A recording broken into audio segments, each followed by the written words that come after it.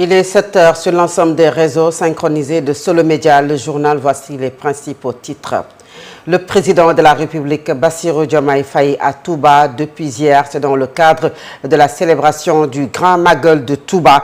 Le chef de l'État annonce un programme d'investissement de 100 milliards de francs CFA sur les 4 prochaines années. L'objectif est de faire des inondations à Touba un mauvais souvenir ou d'en déduire considérablement les impacts. Le bras de fer entre l'État et le syndicat And-Gueusam s'intensifie faute d'avancer dans les négociations. Le syndicat passe à la vitesse supérieure avec un 13e plan d'action au programme rétention des données sanitaires et sociales dès le 10 août et puis une grève totale de 48 heures les 13 et 14 août sans service minimum ni prise en charge des urgences.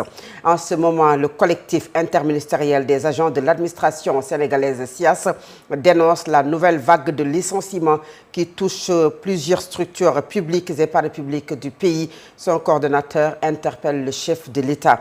L'Inter, le sport et la revue de la presse mettront un terme à cette édition.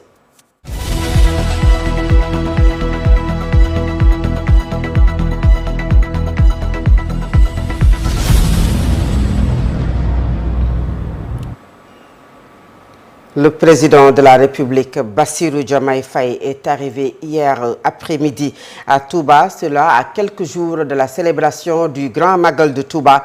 Une visite auprès du Khalife général des Mourides, Serigne Mountakha Bassirou Mbacké, et qui s'inscrit dans le cadre de renouveler son allégeance au Khalife général des Mourides, Serigne Mountakha Mbacké. Bassirou Diomaye Faye, que je vous propose de suivre.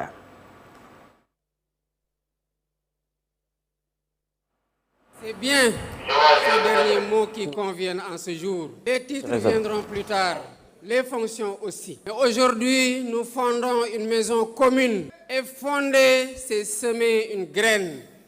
Fonder est une œuvre que l'on ne réalise qu'avec ceux en qui l'on croit et ceux qui croient en nous. Voilà pourquoi je vous appelle frères et sœurs patriotes républicains. Toutes nos excuses, ce n'est pas le bon élément. Le chef de l'État qui a été à Touba annonce un programme d'investissement de 60 milliards de francs CFA sur les 4 prochaines années. L'objectif est de faire des inondations dans la ville religieuse un mauvais souvenir et d'en réduire considérablement les impacts, a-t-il expliqué au Khalife général des Mourides. Bassirou Diomaye Faye annonce également plusieurs projets qui visent le renforcement de l'approvisionnement en eau, l'assainissement et la sécurité à Touba à l'occasion du Grand Magal de Touba. Et ce lundi également, il va procéder à la pose de la première pierre d'un hôpital privé à Ngabou dans le département de Mbacké avant de se recueillir au mausolée du fondateur du mouridisme, Cheikh Ahmadou Bamba Khadim Rassoul, à la grande mosquée de Touba. Parlons politique. La scène politique sénégalaise connaît une nouvelle recomposition avec la création de Kiraay, le parti du président Bassirou Diomaye Faye. Le débat politique semble désormais s'organiser autour de 2 figures majeures, Diomaye et Sonko, pendant que Pastef affiche une forte capacité de mobilisation avec la vente annoncée des centaines de milliers de cartes de membres. L'opposition traditionnelle peine à se faire entendre. Assiste-t-on à une bipolarisation durable de l'espace politique sénégalaise? Élément de réponse dans cette réflexion de Djibril Niane. La scène politique sénégalaise connaît une profonde recomposition. Longtemps dominée par les prises de position d'Ousmane Sonko, elle va désormais émerger un second pôle d'attraction avec la création du nouveau parti politique du président de la République, Bassirou Diomaye Diakhar Faye, baptisé Kiraay, un mot wolof qui signifie protection. Cette nouvelle donne semble consacrer une bipolarisation de l'espace politique. D'un côté, Ousmane Sonko, chef de file de Pastef, continue d'occuper une place centrale dans le débat public. Bien qu'il soit désormais dans l'opposition, il reste la principale cible des critiques et demeure au cœur des confrontations politiques, au point que son statut d'opposant paraît parfois relégué au second plan. De l'autre, le président Bassirou Diomaye Diakhar Faye entend structurer son propre espace politique avec Kiraay, une formation appelée à renforcer son ancrage sur l'échiquier national et à préparer les prochaines échéances électorales. Dans le même temps, l'opposition traditionnelle semble peiner à imposer sa voix. Ses réactions se font rares et son influence apparaît moins perceptible dans un débat politique largement dominé par les dynamiques impulsées par Sonko et Diomaye. La démonstration de force de PASTEF illustre cette nouvelle réalité. Le parti revendique la vente de plus de 900 000 cartes de membres en moins d'1 mois, un chiffre présenté comme le reflet d'une importante capacité de mobilisation. Aujourd'hui, la création du nouveau parti politique du président de la République, Kiraï, et la force organisationnelle de PASTEF, le paysage politique sénégalais, semble désormais s'articuler autour de 2 pôles majeurs, laissant planer une interrogation. Cette bipolarisation durable redéfinira-t-elle les rapports de force politique à l'approche des prochaines échéances électorales? Le président Bassirou Diomaye Faye a donc officiellement lancé sa formation politique, marquant une nouvelle étape de son parcours dans un discours aux accents à la fois institutionnel et politique. Le chef de l'État a réaffirmé son attachement à l'état de droit et à la stabilité des institutions de ce pays, sans citer nommément Ousmane Sonko.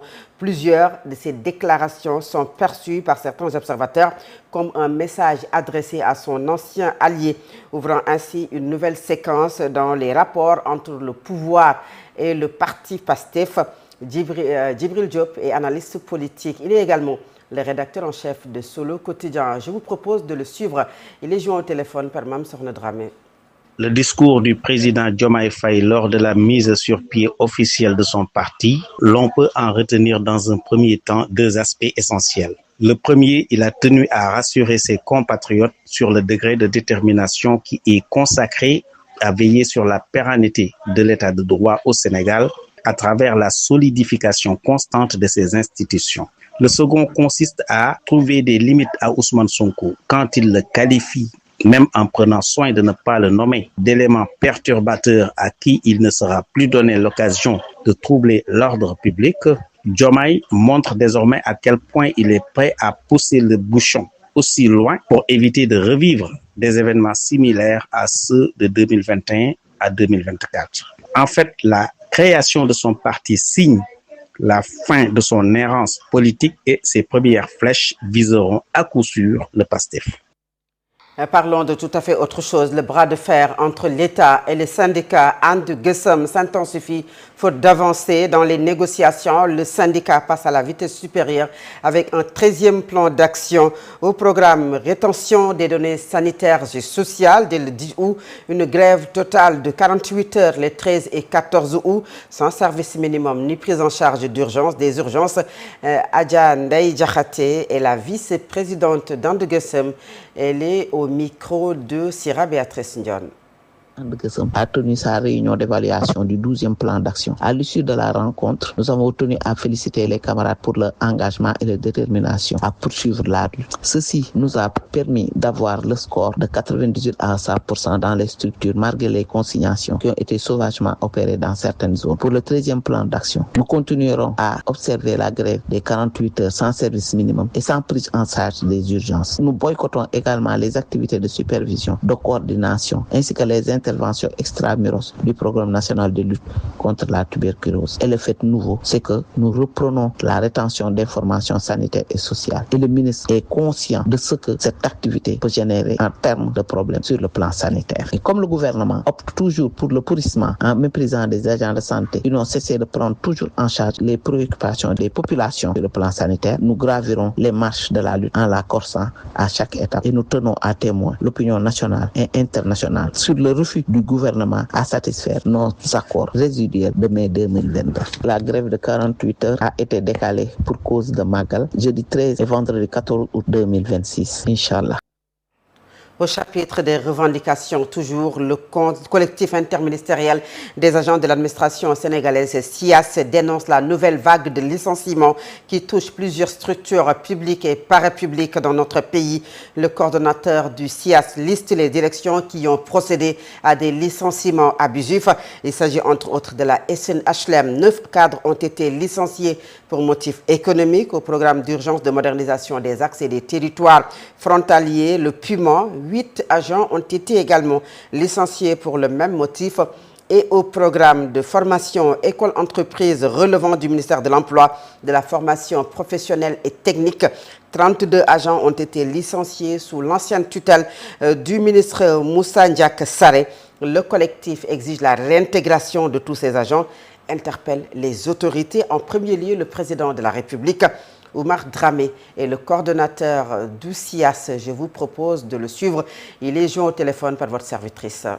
Le collectif interministériel des agents de l'administration sénégalaise exprime sa vive préoccupation face à de nouvelles vagues de licenciements opérées au niveau des structures publiques et parapubliques de l'administration. Au moment où des solutions sont en train d'être trouvées par le gouvernement par rapport au cas de licenciement survenu il y a de cela 2 ans pour leur réintégration dans des structures comme le port autonome de Dakar, au niveau du Dakar Demdik, au niveau du ministère des et de la géologie, des directeurs généraux sont en train de faire outre de leurs prérogatives et en bafouant les textes sacro-saints qui régissent le code du travail et procèdent à des licenciements abusifs. Le SIAS dénonce ainsi plusieurs cas de licenciements récents au niveau de la Direction générale de la réglementation et de la construction de l'habitat. Un économiste financier a été licencié par le directeur général Moussa Tine. Au niveau de la SNHLM, 9 cadres ont été licenciés. Au niveau du programme d'urgence de modernisation des axes et territoires frontaliers, le PUMA, 8 agents ont été également licenciés. Et enfin, au niveau du programme formation école-entreprise relevant du ministère de l'Emploi et de la formation professionnelle et technique, 32 agents ont été tous licenciés. Ces cas de licenciement sont en train de mettre en nu le climat social entre le gouvernement et les organisations syndicales. C'est pourquoi nous lançons un appel solennel au président de la République et au Premier ministre d'arrêter ces licenciements. Une semaine après l'incendie qui a ravagé la mairie de Touba, le ministre de l'Urbanisme, des collectivités territoriales et de l'aménagement des territoires, Moussa Balla Fofana, s'est rendu sur les lieux. Après avoir évalué l'ampleur des dégâts, le ministre a réitéré l'engagement de l'État à accompagner la municipalité dans la réhabilitation rapide du bâtiment sinistré. Moussa Balla Fofana, ministre de l'Urbanisme, des collectivités territoriales et de l'aménagement du territoire, que je vous propose de suivre. En tant que ministre de la République, de venir regarder de visu ce qui s'est passé, demander au service de faire l'évaluation, et ça a déjà été fait, et prendre en charge l'ensemble de l'accompagnement nécessaire pour que cet événement puisse être derrière nous de manière complète et définitive. Je leur ai demandé de nous transmettre l'ensemble des besoins exprimés, les choses urgentes comme les réfections. Et Inch'Allah Rabbi, l'État du Sénégal sera à côté de ce démembrement de l'État pour l'accompagner à pouvoir refaire ce bâtiment et pouvoir retourner dans les activités normatives. Dans un premier temps, on va attendre de voir ce que l'enquête dira. Mais une chose est sûre, c'est que depuis notre arrivée à la tête de ce ministère, nous avons développé de nouveaux plans pour nos municipalités. De nouveaux plans qui permettent d'éloigner les zones de dépôt, de créer les zones de service, de préparer les salles de réunion. Donc même d'un point de vue du modèle d'architecture même de nos municipalités, nous avons développé de nouveaux modèles qui prennent en compte les dimensions sécuritaires, les zones de stockage, du matériel et tout cela. Ça ne veut pas dire que ce qui s'est passé à Touba est lié à quelconque circonstance. Nous ne sommes pas encore à l'état de tirer des conclusions. Mais ce qui est important, c'est qu'aujourd'hui, il n'y a que des dégâts matériels. Il n'y a pas eu de perte de vies humaines ou quoi que ce soit. Et l'état des travaux n'est pas non plus une enveloppe exorbitante. C'est quelque chose qui est quand même de l'ordre du soutenable. Donc on rend grâce à Dieu et on continue le travail. Tout événement, vous savez, nous apprend certaines choses, nous permet de corriger, parce que la perfection n'est pas de ce monde et nous devons nous inscrire dans une amélioration continue. En plus bref, à l'issue d'une opération d'infiltration et de perquisition ciblée menée entre le 24 et le 25 juillet 2026 dans plusieurs quartiers de la capitale, la brigade régionale des stupéfiants de Dakar a mis fin aux activités d'un réseau transfrontalier. 6 suspects ont été interpellés, une importante quantité de stupéfiants a été saisie. C'est un coup de filet majeur pour l'Office central de répression du trafic illicite des stupéfiants Oclitis, agissant sur la base d'un renseignement signalant les activités d'un fournisseur très actif dans les secteurs UP de Ouakam, Ngor et Almadi. La BRS a déployé une stratégie d'infiltration pour remonter la filière et finalement, une importante quantité de stupéfiants a été saisie et 6 personnes ont été interpellées. Et puis cette brève met en terme à la première partie de cette édition. La seconde partie, c'est la page internationale, le sport et la revue de la presse. À présent, l'Inter.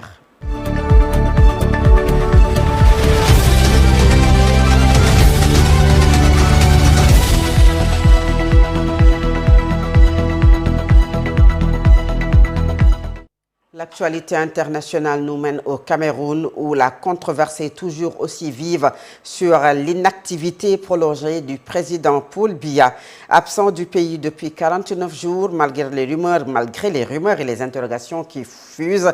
Le gouvernement garde le plus grand silence sur la situation du chef de l'État. Paul Biya est âgé de 93 ans.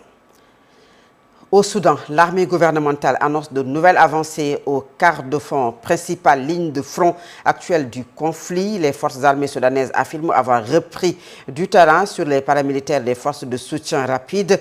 Au terme de violents combats, les hommes du général Burhan sécurisent ainsi la ville stratégique d'El Obed, située sur l'axe qui relie Khartoum au Darfour.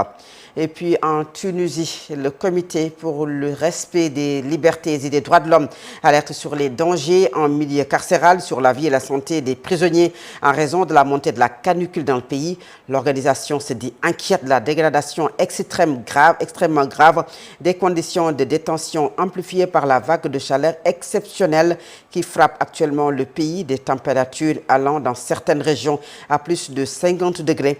Les témoignages recueillis auprès des familles, des avocats, d'anciens détenus et des organisations de défense des droits humains décrivent une situation insoutenable. Cellules transformées en four, absence de ventilation, manque d'eau, chaleur suffocante, accès limité aux soins, retard dans l'exécution des prescriptions médicales et restrictions aux visites des proches et des avocats. Et enfin, en Allemagne, une personne a été tuée lors d'une opération policière visant le suspect de l'attaque contre la marche des fiertés appelée Gay Pride. C'est à Berlin, c'est ce qu'a indiqué hier après-midi le ministre de l'Intérieur Alexander Dobrindt. La police a indiqué ensuite qu'il s'agissait de l'auteur présumé de l'attaque.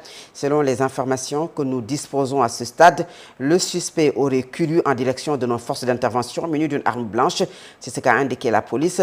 Les membres de la SEC Berlin, une unité spéciale, ont alors fait usage de leurs armes à feu et malgré les mesures de réanimation immédiate entreprises par les pompiers, l'homme est décédé sur les lieux, a poursuivi la police de Berlin. À présent, c'est la page sportive de cette édition de 7 heures.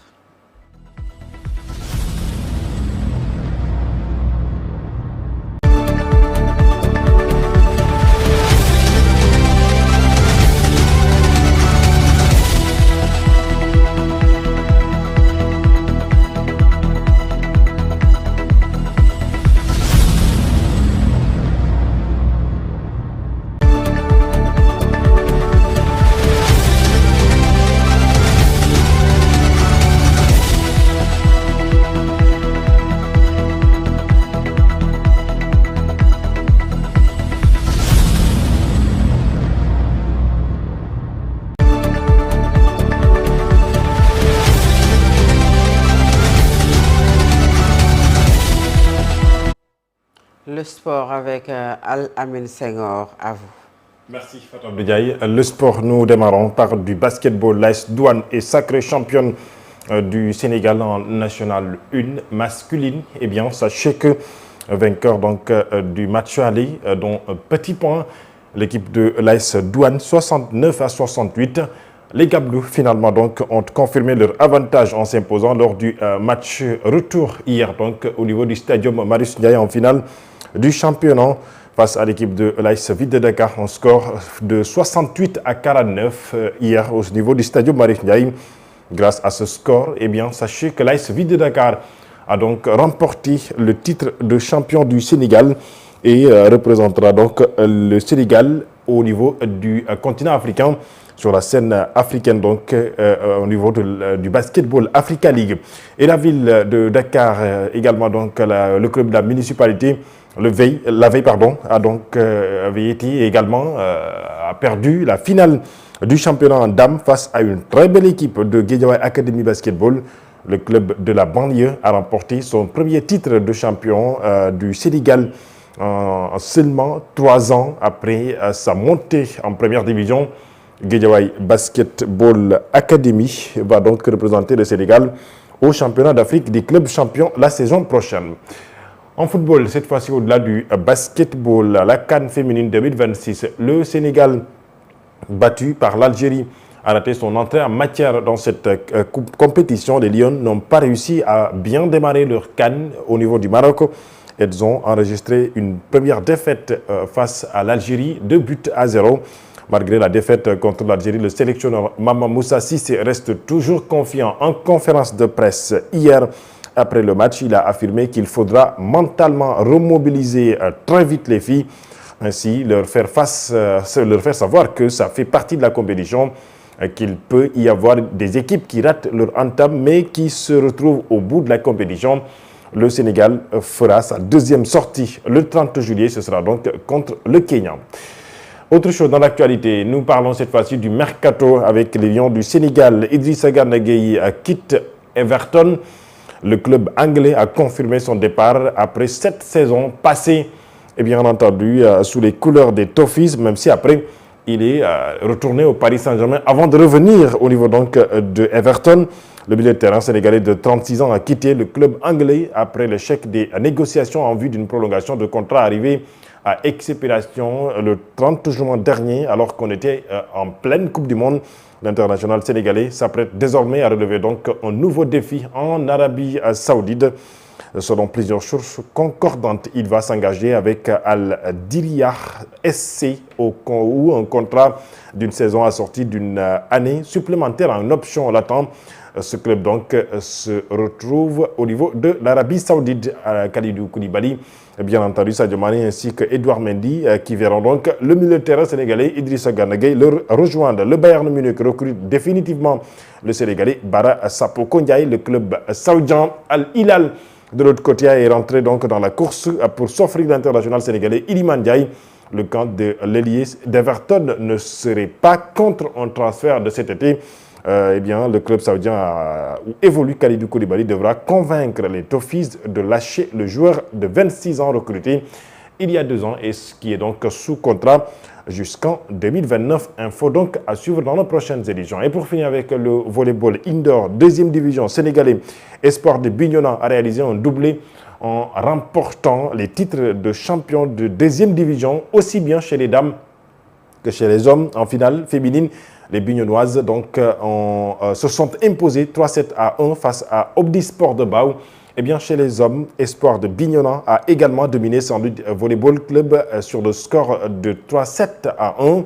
Grâce à ces sacres de Espoir de Bignona, ils vont donc, bien entendu, rejoindre le championnat d'élite du Sénégal ainsi que Omnisport, de même que Saint-Louis Volleyball Club. C'est l'enfant Fatou Abdou de cette page sportive. Merci beaucoup Al-Amin Senghor. Et le dernier point de ce 7h, c'est la revue de la presse avec Al-Amin Senghor. Bonjour.